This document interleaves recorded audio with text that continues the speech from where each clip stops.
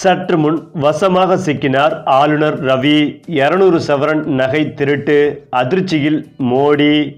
அதாவது மறைந்த முன்னாள் முதல்வர் காமராஜரின் பிறந்தநாள் விழா இன்று கொண்டாடப்பட உள்ளது. இதனையொட்டி விருதுநகர் காமராஜர் பொறியியல் மற்றும் தொழில்நுட்ப கல்லூரியில் காமராஜரின் பிறந்தநாள் கொண்டாட்ட விழா நேற்று முன்தினம் நடைபெற்றது. அந்த வகையில் இந்த விழாவில் ஆளுநர் RN ரவி சிறப்பு விருந்தினராக பங்கேற்று பேசினார்.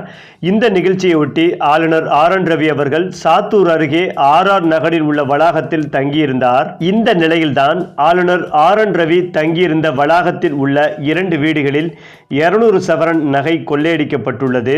அதாவது ஆளுநர் RN ரவி தங்கியிருந்த வளாகத்தில் ராம்கோ சிமெண்ட் ஆலையின் 2 துணை மேலாளர்கள் வசித்து வந்தனர். அவர்களின் பெயர்கள் பாலமுருகன் மற்றும் ராமச்சந்திரன் ஆகும். இதில் மெக்கானிக் பிரிவில் துணை மேலாளராக பாலமுருகன் பணியாற்றி வருகிறார். நிர்வாக பிரிவு துணை மேலாளராக ராமச்சந்திரன் செயல்பட்டு வருகிறார். இவர்கள் 2 பேரும் வெளியூர் சென்ற நிலையில் அவர்களின் வீடுக்குள் நுழைந்த கொள்ளையர்கள் தங்க நகைகளை கொள்ளையடித்து சென்றுள்ளனர். மொத்தம் 200 சவரன் தங்க நகைகளை கொள்ளையர்கள் தூக்கி சென்றுள்ளனர். இருந்தாலும் இந்த கொள்ளை சம்பவம் எப்போது நடந்தது என்பது பற்றிய விவரம் வெளியாகவில்லை. ஆளுநர் RN ரவி தங்கியிருந்த போது நடந்ததா, இல்லாவிட்டால் ஆளுநர் RN ரவி அங்கு இல்லாத போது நடந்ததா என்பது பற்றிய விவரமும் வெளியாகவில்லை. இந்த கொள்ளை சம்பவம் குறித்து புகார் அளிக்கப்பட்டுள்ள நிலையில்தான் போலீசார் வழக்கு பதிவு செய்து விசாரணை நடத்தி வருகின்றனர்.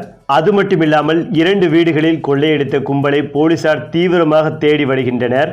இதற்கிடையேதான் ஆளுநர் RN ரவி தங்கியிருந்த வளாகத்தில் உள்ள 2 வீடுகளில் 200 சவரன் நகை கொள்ளையடிக்கப்பட்ட சம்பவம் பெரும் பரபரப்பை ஏற்படுத்தி உள்ளது. ஏற்கனவே தமிழக அரசுக்கும் ஆளுநர் ரவிக்கும் மோதல் போக்கு தொடர்ந்து நீடித்து வருகிறது. பல்வேறு சர்ச்சைகளிலும் தொடர்ந்து சிக்கி வருகிறார். தற்போது இந்த 200 சவரன் நகை திருட்டு விவகாரம் மிகப்பெரிய பூதாகரமாக பேசப்பட்டு வருகிறது.